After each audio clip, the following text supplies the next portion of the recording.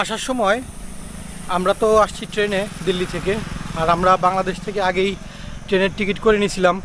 Train আমাদের ছিল 7:20-এ, কিন্তু ট্রেনটা আসতে একটু লেট হয়েছে, বেশি না, মাত্র 28 মিনিট লেট হয়েছে। আধা ঘন্টাই ধরেন, আধা ঘন্টা লেট হয়েছে। সো এইখানে আমাদের পৌঁছানোর কথা ছিল 10:50-এ, সেইখানে আমরা 11:25-এ এসে নামছি। সো আধা ঘন্টায় এদিক সেদিক। আর আমরা বাংলাদেশ থেকেই টিকিটটা করে নিয়ে আসছিলাম। যদি এইখান থেকে আমরা আসা যাওয়ার টিকিটটা কাটতাম দিল্লিতে এসে, সেই ক্ষেত্রে হয়তো আমাদের 500 টাকা সেভ হইতো, 500-700 টাকা সেভ হইতো। কিন্তু বাংলাদেশ থেকে কাটার কারণে আমাদের আসা যাওয়ার টিকিট এখান থেকে পড়ছে হচ্ছে 1750 টাকা বাংলাদেশি টাকায়। আর বাংলাদেশ থেকে কাটার আরেকটা উদ্দেশ্য ছিল, সেটা হচ্ছে যে যেহেতু আমরা লিমিটেড একটা সময়ের জন্য আসছি, এখন দেখা গেল যে হুট করে হয়তো টিকিটটা পেলাম না, আবার তৎকালে টিকিট কাটলে সেই ক্ষেত্রে আপনাকে এমনিতেই একটু বেশি চার্জ দিতে হবে। সেই জন্য আমরা বাংলাদেশ থেকেই কেটে এসেছি। আর রেল স্টেশন থেকে বের হলেই, আগ্রা ক্যান্টনমেন্ট রেল স্টেশন থেকে বের হলেই দেখবেন অনেক অটোওয়ালা আপনাকে ফুসলানোর চেষ্টা করবে যে ভাই আমারটায় আসো, আমারটায় আসো। সেই ক্ষেত্রে ওরা কেউ 150 টাকা বলবে, কেউ 100 টাকা বলবে। কারো কথায় কান দিবেন না।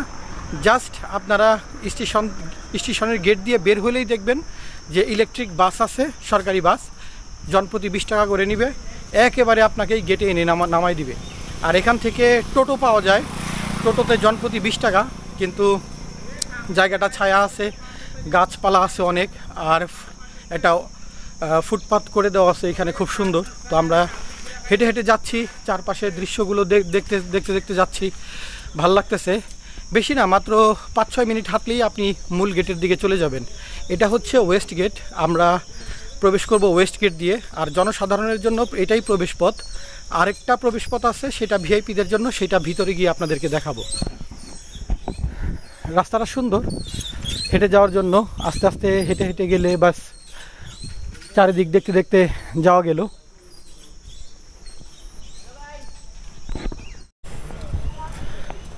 ঢোকার আগেই আমাদের হাতের বাম পাশে পেছনে ওইখানে একটা লকার রুম আছে।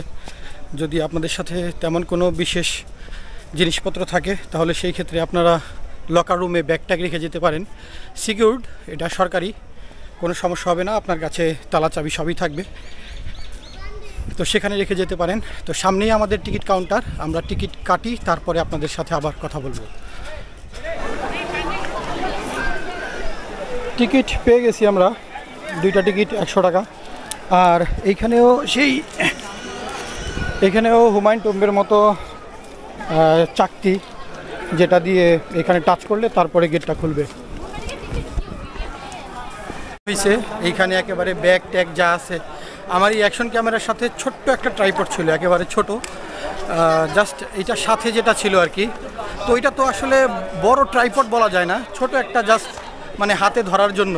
তো সেইটাও আনতে দেয় নাই, ওইটাকেও বাইরে রেখে আসতে হয়েছে একজনের কাছে। আর ব্যাগ ট্যাগ যা আছে, মোবাইল টোবাইল এভরিথিং সব চেক করে রাখছে। আর এইখানে আবার আপনার যদি এক্সটার্নাল মাইক্রোফোন থাকে, ব্লুটুথ মাইক্রোফোন, সেগুলো সব কিছু রেখে দিচ্ছে।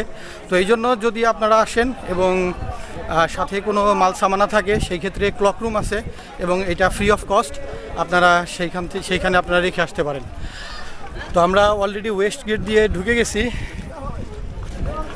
আমাদের সামনে এটা হচ্ছে শাহী গেট, আমরা এই গেট দিয়ে প্রবেশ করব। আর ওই যে দূরে তাজমহলের যে গম্বুজ, সেটা দেখা যাচ্ছে।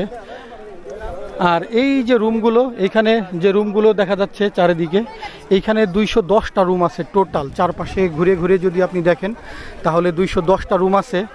এই 210টা রুম অ্যাকচুয়ালি রাখা হয়েছিল যারা এখানে কাজ করতো। 20,000 শ্রমিক এখানে কাজ করছে, প্রায় 22 বছর সময় লাগছে এটা তৈরি করতে। তো সেই জন্য এই শ্রমিকরা যাতে এখানে এদের থাকার জন্য না, জাস্ট কাজের সময়ে তারা যখন এখানে বিশ্রাম নেবে, খাওয়া দাওয়া করবে, রেস্ট নিবে, এরপরে আবার কাজে যোগ দিবে, এই জন্য এই রুমগুলো করা হয়েছিল। এখানে 210টা রুম আছে। আর এই যে দরজাটা, এই গেটটা হচ্ছে সাউথ গেট। তো এই গেটটা বলা হয়ে থাকে যে যখন তারা কাজ করতো তারা এই গেট দিয়ে আসা যাওয়া করতো। আর আরেকটা গেট আছে ওই দিকে, ওইটা হচ্ছে ইস্ট গেট, পূর্ব দিকের গেট। ওই গেটটা এখন ভিআইপি এবং যারা ফরেনার আছে, ভিআইপি গেস্ট, যারা মন্ত্রী, মিনিস্টার, সরকার প্রধান, তাদের আসার জন্য এই গেটটা ব্যবহার করা হয়। আর এইটা হচ্ছে মূল গেট, মানে এটাকে বলা হয় হচ্ছে শাহী দরওয়াজা। এই দরজাটা যদি আপনারা একটু ভালো করে খেয়াল করেন তাহলে দেখবেন যে নিচের দিকে এইটা একটু চাপানো আর ওপর দিকে এটা চওড়া বেশি। এটা এই কারণে, কারণ এটা হচ্ছে এক ধরনের দৃষ্টিভ্রম বলা যেতে পারে, যে যদি আপনি এটা যত কাছের থেকে দেখবেন তাহলে যাতে আপনার কাছে মানে দূরের থেকে বা কাছের থেকে যেখান থেকেই দেখেন আপনার কাছে ওপরে এবং নিচে দরজাটা যাতে একেবারে সমান মনে হয়।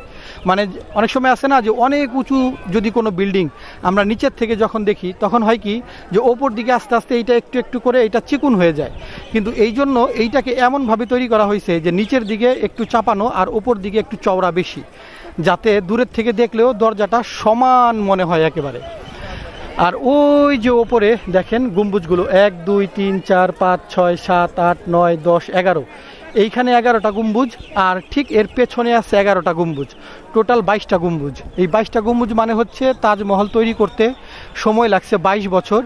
এই জন্য এটাতে মানে প্রতি এক বছর করে পার হয়েছে আর একটা করে গম্বুজ এখানে তৈরি করছে। আর এই যে আরবি হরফের যে লেখাগুলো দেখতেছেন দেয়ালের মধ্যে, অনেকে মনে করতে পারেন যে এগুলো হয়তো কালো কালি দিয়ে লেখা, আসলে তা না। এগুলো পাথরের মধ্যে খোদাই করা এক ধরনের কালো পাথর, এগুলো বেলজিয়াম থেকে আনা হয়েছিল। এগুলোকে বলা হয় হচ্ছে ব্ল্যাক অ্যানক্স পাথর। এগুলো খোদাই করে এই দেয়ালের মধ্যে বসানো হয়েছে, তারপরে এই লেখাগুলো হয়েছে। তো এগুলো আসলে কালি না, এগুলো হচ্ছে পাথর, বেলজিয়াম থেকে আনা পাথর। তো আমরা একটু পিছন দিকে যাই, যাওয়ার পরে আমরা কিছু ছবি তুলে তারপরে ভেতরে প্রবেশ করব। ট্রাইপডটা যদিও ছোট ছিল কিন্তু ওইটা হাতে থাকলে একটু সুবিধা হয়, নয়তো অ্যাকশন ক্যামেরা তো এমনিতেই এটা অনেক ছোট, তার উপরে হাতে করে নিলে মানে কেমন যেন একটু লাগে। তো যাই হোক, তারপরেও এখন আমরা মানে তাজমহলে প্রবেশ করব। আর প্রবেশ করার সময় একটা মজার বিষয় বলি, সেটা হচ্ছে যখন আপনি তাজমহলে আপনি প্রবেশ করতে থাকবেন তখন আস্তে আস্তে মনে হবে যে ওইটা মানে পেছন দিকে যাচ্ছে, তাজমহল পেছন দিকে যাচ্ছে। আর যখন আপনি এটার থেকে আপনি পেছন দিকে এই দিকে ঘুরে যখন আপনি চলে আসতে থাকবেন তখন মনে হবে তাজমহল আপনার সাথে সাথে এটাও এদিকে এগিয়ে আসতেছে। বাহ বাহ তাজ, বাহ! আমার গায়ে কেমন কাটা দিতেছে এখন। অসাধারণ অসাধারণ। প্রচণ্ড রোদ, যার জন্য লোকজন সব এইখানে ছায়ার মধ্যে দাঁড়ায় আছে, কেউ নিচের দিকে নামতেছে না। তো নিচে একটু ফাঁকা আছে, তো এই সুযোগে আমরা একটু ঘুরে আসি, কারণ সব লোকজন এখানে পেছনে দাঁড়ানো। আমার গায়ে কেমন কাটা দিতেছে। পৃথিবীর 7ম আশ্চর্যের মধ্যে একটি। এটা তৈরি করেছিলেন, মানে এর যে প্রধান স্থপতি ছিলেন তিনি ছিলেন আহমেদ লহরি। উনি শুধু এইটাই না, এটার সাথে সাথে যেটা দিল্লির লালকেল্লা সেইটা, তারপর জামা মসজিদ সেইটারও প্রধান স্থপতি ছিলেন উনি। আর সামনে ওই যে একটা গম্বুজ দেখা যায় একই রকম, আবার ওই যে পাশে একটা, গাছের জন্য একটু দেখা যাচ্ছে কম। তো দুই পাশে একেবারে সেম দুইটা ভবন দেয়া আছে। তার মধ্যে এই যে বাম পাশে যেটা, এটা হচ্ছে একটা মসজিদ। এতে প্রতি শুক্রবারে জুম্মার নামাজ পড়ানো হয়, যার জন্য প্রতি শুক্রবারে তাজমহল বন্ধ থাকে। আর ওই পাশে যেটা, ওইটা হচ্ছে গেস্ট হাউস, সরকারি গেস্ট হাউস, মানে বড় বড় সরকারি কর্মকর্তা বা ফরেনের কোনো ডেলিগেটরা আসলে তারা ওইখানে তারা থাকেন। আর এই পাশে একটা ভবন আছে, আর হুবহু ওই পাশে একটা ভবন আছে। এই দুইটা ভবনের মাঝখানে ঠিক এই যে বেদিটা, এইখানে দাঁড়ায়, এইখানে বসে সম্রাট গান শুনতেন, আর দুই পাশ থেকে মিউজিক বাজতো, আর মানে গান বাজনা হতো আর কি। আর সম্রাট তাজমহলের দিকে তাকিয়ে থাকতেন। এত দূর কষ্ট করে এই পর্যন্ত আসাটা সার্থক। আসলে তাজমহল এমনই একটা মানে স্থাপত্য যে এর দিকে যদি ঘন্টার পর ঘন্টা আপনি তাকিয়েও থাকেন মানে মনের তৃষ্ণাটা মিটে না, মানে এমনভাবে এটা তৈরি করা হয়েছে। আর এই ফাঁকে আপনাদেরকে একটা মজার বিষয় বলি, সেটা হচ্ছে এই যে চারপাশে যে বাগানগুলো, এইখানে টোটাল বাগান আছে হচ্ছে 16টা বাগান আছে, মানে ভাগ ভাগ পার্ট করা যে বাগানগুলো, এখানে 16টা বাগান আছে। আর এই যে মাঝখানে যে ফোয়ারাগুলো মানে ঝর্ণাগুলো, এই যে মাঝখানে যে ফোয়ারা, এই ফোয়ারা আছে হচ্ছে 53টা। এটার মানে হচ্ছে যে 1653 সালে তাজমহল তৈরির কাজ শেষ হয়েছে, এই জন্য 16টা বাগান আর 53টা হচ্ছে ফোয়ারা। মানে মনে রাখার জন্য মানে যত রকমভাবে তাজমহলকে মানুষের মনে গেঁথে দেওয়া যায় তার সব প্রচেষ্টাই এখানে করা হয়েছে। আর আরেকটা বিষয় না বললেই না, সেটা হচ্ছে যে তাজমহল কিন্তু পুরোটা কিন্তু মার্বেল পাথরের না, এটা মার্বেল পাথরের মানে কিন্তু শুধু একেবারে ওই যে পিরামিডের মতো বড় বড় পাথর দিয়ে দিয়ে বসানো হয়েছে এরকম না। এটার ভেতরে হচ্ছে এক ধরনের ইট আছে, এটাকে বলা হয় লাহোরি ইট, লাহোরি টাইলস বলে। এটা লাহোরে স্পেশালি তৈরি করা হতো ওই সময়ে। তো ওই লাহোরি ইট এটার ভেতরে, আর বাহিরের পুরোটা হচ্ছে মার্বেল পাথর দিয়ে সাজানো, মার্বেল পাথর দিয়ে এটা মানে টাইলস আমরা যে বসাই বাড়িতে ওই রকম আর কি, যে আপনার ভেতরে হচ্ছে লাহোরি ইট আর উপরে হচ্ছে টাইলস। আর আমি এখন যে জায়গা দিয়ে হাঁটতেছি, এই যে রাস্তাটা, এটা হচ্ছে লাল বেলে পাথরের, এটা রাজস্থান থেকে এটা আনা হয়েছিল শুধুমাত্র স্পেশালি এইখানে বসানোর জন্য। ওহ, যদিও রোদ প্রচণ্ড, কিন্তু মানে গায়ে লাগতেছে না। মানে এমন একটা জিনিসের দিকে তাকাই আছি যে কোনো কিছুই মানে কোনো কষ্ট মনে হচ্ছে না। হুবহু সেম দুইটা বিল্ডিংয়ের কথা বলছিলাম, এই যে একটা আর এই যে একটা, এটা হচ্ছে মসজিদ আর এটা হচ্ছে সরকারি বিভিন্ন কর্মকর্তা বা ডেলিগেটরা আসলে এটা হচ্ছে গেস্ট হাউস। তো শুক্রবার এখানে জুম্মার নামাজ পড়ানো হয়, সেজন্য তাজমহল শুক্রবারে বন্ধ থাকে। আর যে দুইটা হুবহু একরকম দেখতে দুইটা ভবনের কথা বলছিলাম, এই যে একটা এবং এই সোজাসুজি একেবারে এই পাশে আরেকটা, এই যে। আর ঠিক এইখানে পানির ফোয়ারা থাকতো, ঝর্ণা থাকতো, সম্রাট এখানে বসতেন, হয় এই পাশে বসতেন অথবা এই পাশে বসতেন, বসে উনি তাজমহলের দিকে তাকিয়ে থাকতেন আর দুই পাশ থেকে মিউজিক ভেসে আসতো, গান বাজনা ভেসে আসতো। আর উনি তার প্রাণপ্রিয় স্ত্রী মমতাজের স্মৃতিতে একেবারে বেদনা বিধুর হয়ে উনি গান শুনতে থাকতেন, আর রাতের পর রাত এইভাবে চলে যেত। আচ্ছা, তাজমহলের এই যে মার্বেল পাথরের যে গ্লেজটা, এই গ্লেজটা কিন্তু অ্যাকচুয়ালি আগে আরও অনেক মানে চকচকে ছিল, কিন্তু এখন খুব একটা ওই রকম নাই। আর এইটার মধ্যে বিভিন্ন ধরনের রূপা এবং স্বর্ণের কারুকাজ করা ছিল। যখন 18 শতকের দিকে জাট মহারাজা, ভরতপুরের যে রাজা, জাট রাজা, উনি এইখানে আক্রমণ করেন এবং আক্রমণ করার ফলে এখান থেকে বিভিন্ন যে স্বর্ণের কারুকাজ করা বিভিন্ন, তারপরে রূপার কারুকাজ করা বিভিন্ন পর্দা, তারপরে দেয়ালের মধ্যে যেসব কারুকাজ করা ছিল এগুলো সব তিনি খুলে নিয়ে যান। এরপরে ওই যে ওপরে একটা দেখা যাচ্ছে যে পেতলের একটা বড় মানে একেবারে গম্বুজের ওপরে যে ওইটা হচ্ছে 31 ফুট লম্বা, যদিও এখান থেকে মনে হচ্ছে একেবারে ছোট, ওইটা পুরোটা ছিল হচ্ছে স্বর্ণের। এটা ইংরেজরা খুলে নিয়ে গেছে।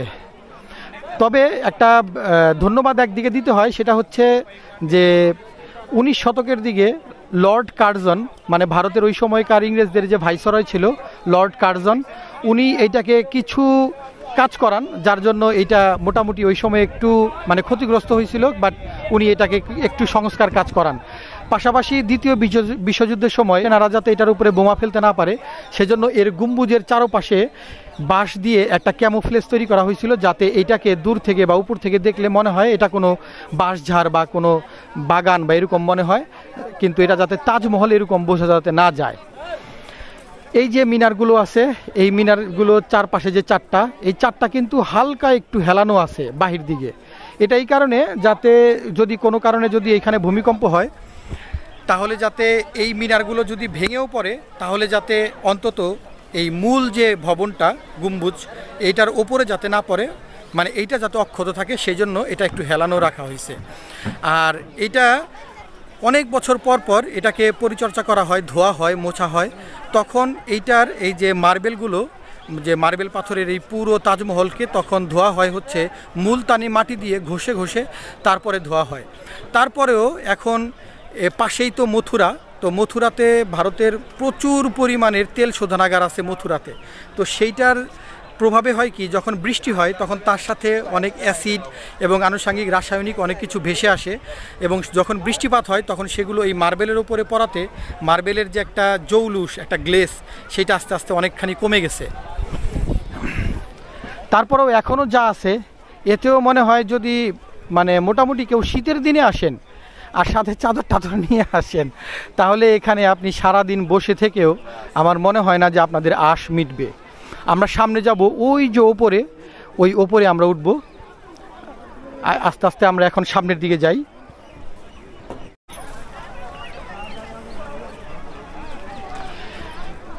তাজমহলের এই যে ভেতরেও দেখেন, মানে তাজমহলের যে মূল যে দরজাটা, ভেতরে কবরস্থানে যাওয়ার যে দরজাটা, তার চারপাশেও কিন্তু আরবি হরফে অনেক কিছু লেখা আছে। এগুলোও কিন্তু কোনো কালি দিয়ে লেখা না, এগুলো হচ্ছে ব্ল্যাক অনেক্স দিয়ে লেখা, এক ধরনের কালো পাথর, যেটা বেলজিয়াম থেকে আনা হয়েছিল বিশেষ করে এই কাজের জন্য। এই পাথরগুলো কেটে কেটে এরকম অক্ষরের মতো করে তারপরে এই দেয়ালের মধ্যে গেঁথে দেওয়া হয়েছে। ওই সময়ে আপনার এইটা তৈরি করতে খরচ হয়েছিল ভারতীয় রুপিতে 3,20,00,000 রুপি, যেটা বর্তমানের হিসেবে প্রায় 3,500 কোটি রুপি। অবিশ্বাস্য। তো এই থেকেও কিন্তু বোঝা যায় যে ওই সময়ে মুঘল আমলে ভারত উপমহাদেশের যে জিডিপি, ভারত উপমহাদেশের যে মানে সম্পদ কি পরিমাণে ছিল, আর কি পরিমাণে সম্পদ ব্রিটিশরা আমাদের কাছ থেকে লুট করে নিয়ে গেছে, এই থেকেও কিন্তু বোঝা যায়। Rana Rana Ranu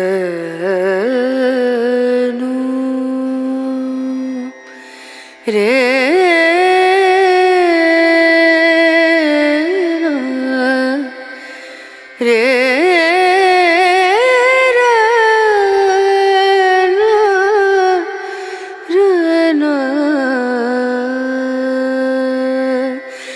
नजरिया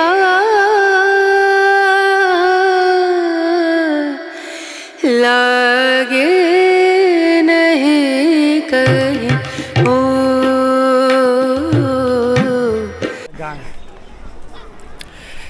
যে কোনো বস্তুরই একটা সময়ে কিছু না কিছু ক্ষয় আছে।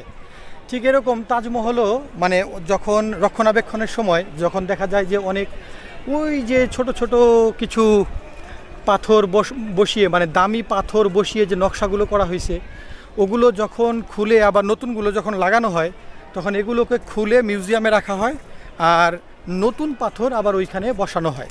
এটা যদিও অনেক বছর পর পর করা হয়, কিন্তু এখন এটা অনেক প্রোটেক্টেড হয়ে গেছে। আপনি এখন, আগে ওপরে আমরা খালি পায়েও উঠতে পারতাম, জুতা পায়ে দিয়ে উঠতে পারতাম, কিন্তু এখন এইখানে বাহিরে থেকে আপনার এক ধরনের মোজা পাওয়া যায়, মানে জুতার পুরোটা আপনি একেবারে, মানে জুতার কাভার বলা যায়, সেইটা পরে তারপরে আপনি উপরে উঠবেন। আর আগে পুরোটার মিলে হচ্ছে একটা টিকিট ছিল, কিন্তু এখন যদি আপনি এর ওপরে মানে কবরস্থানের ওইখানে যদি যেতে চান, সেই ক্ষেত্রে আপনাকে আরও 200 টাকা খরচ করতে হবে। আর নয়তো নর্মালি আপনার যে টিকিট সেটা হচ্ছে 50 টাকা। আর এমনিতে যদি ফরেনার বলেন বা আপনি অন্য দেশ থেকে এসছেন বলেন, সেই ক্ষেত্রে টিকিটের দাম কিন্তু আরও বেশি, প্রায় 600 টাকার মতো যা দেখলাম আমি ওইখানে। তো 600 টাকা প্লাস আবার যদি ওইখানে আপনি 200 টাকা দেন, তার মানে 800 টাকা। সো 800 টাকা দিয়ে মানে 800 রুপি। তো যদি আপনি মোটামুটি মানে একটু হিন্দি বলতে পারেন, তাহলে আপনি জাস্ট ওদের মতো করে ইন্ডিয়ান কাউন্টারে যাবেন, সেখান থেকে টিকিটটা নেবেন, নিয়ে আবার চলে আসবেন, ব্যাস, দ্যাটস ইট। আর এই যে দেখেন যমুনা নদীটা আগে কত ভরাট ছিল, এখন যমুনা নদীর এইটা এখন শাখা হয়ে গেছে। মূল যমুনা নদী এখন সরে গেছে, আরও অনেক দূরে চলে গেছে। এটা এখন মূল যমুনা নদী, মানে যে মূল যমুনা নদী না, এখন যমুনা নদীটা আরও ওদিকে সরে গেছে। এটা এখন একটা শাখা নদী হিসেবে আছে। এটাও যমুনা নদী, বাট এটা এখন একটা শাখা নদী হিসেবে আছে। আর আমরা এখান থেকে বের হয়ে তারপরে আমরা আবার যাব রেড ফোর্টে। রেড ফোর্টের থেকেও কিন্তু তাজমহল মানে দেখতে পাওয়া যায়, সেটারও কিন্তু সৌন্দর্য অন্যরকম। তো আমরা সেটাও দেখব ঘুরে ইনশাআল্লাহ।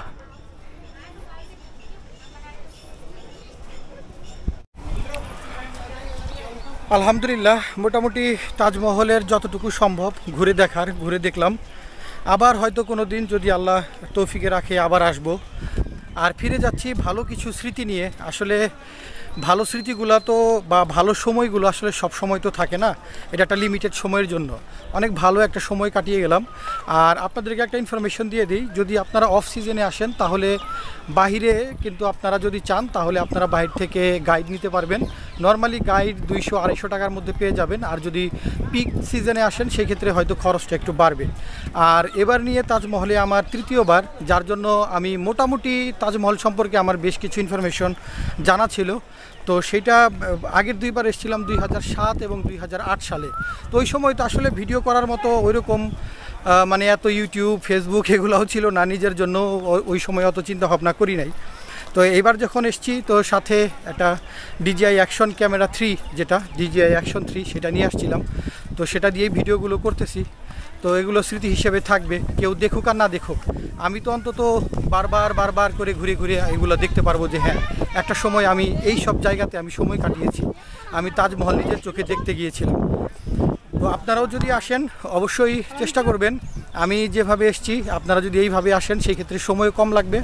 আর যদি ইনফরমেশন জানা না থাকে, শুধুমাত্র দেখার জন্য আসেন, সেই ক্ষেত্রে আপনারা দেখতে পারেন। আর যদি টোটাল ইতিহাসটা সহ জানতে চান সেই ক্ষেত্রে আপনারা যদি চান তাহলে বাইরে থেকে গাইড নিতে পারেন।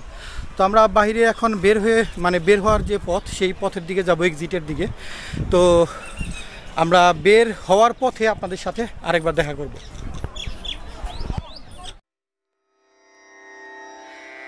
রনা রনা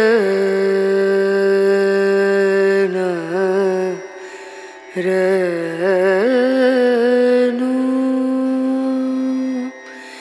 রে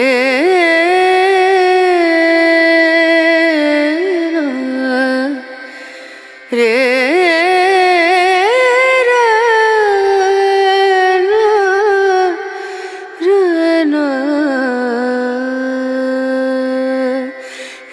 नजरिया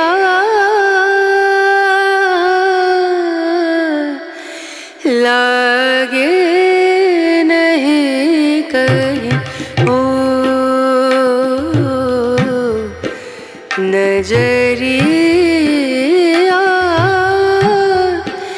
लागे नहीं कहीं ना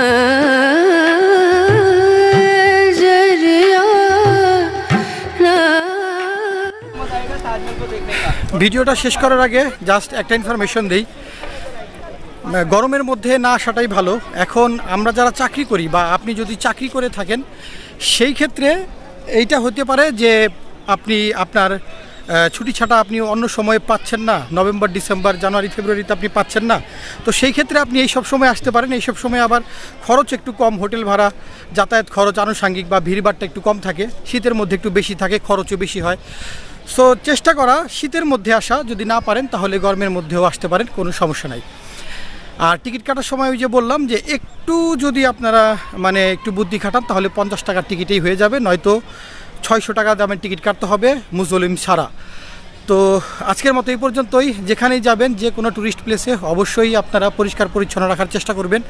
ভালো থাকবেন, সুস্থ থাকবেন, আর দেখে শুনে তারপরে ঘুরতে যাবেন, আবহাওয়ার দিকে তাকিয়ে তারপরে ঘুরতে যাবেন।